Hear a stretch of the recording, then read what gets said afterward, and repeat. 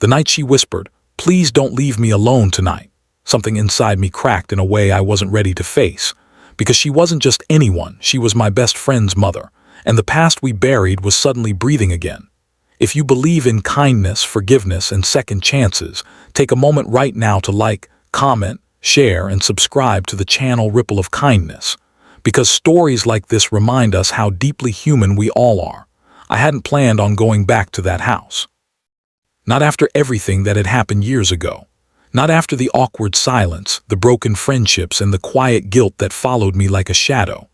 But when I got the call that my best friend had moved abroad and his mother was alone, something pulled me back, something unfinished, something unresolved. The house looked smaller than I remembered, quieter too.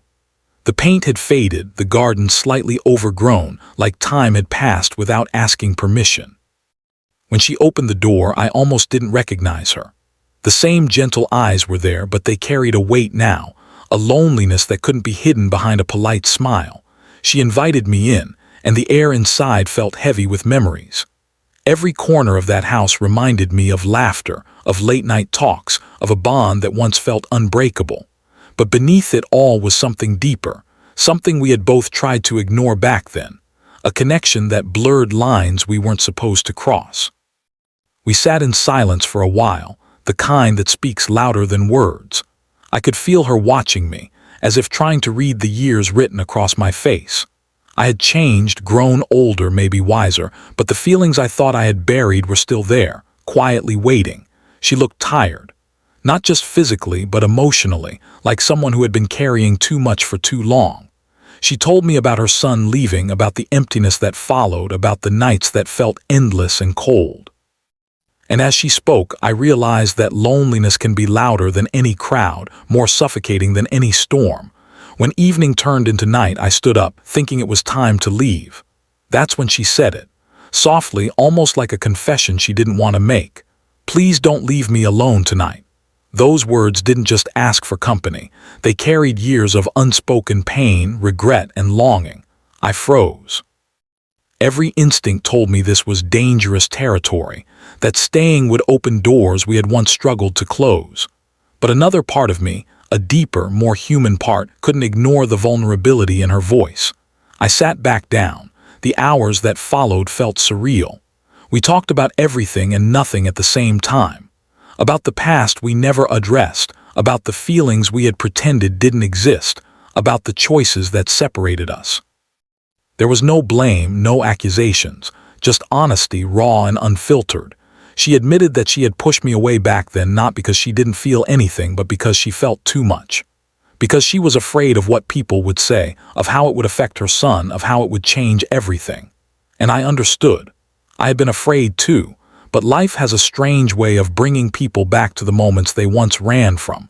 As the night grew deeper, something shifted between us. The tension that once felt forbidden now felt human, real. Not something wrong, but something complicated.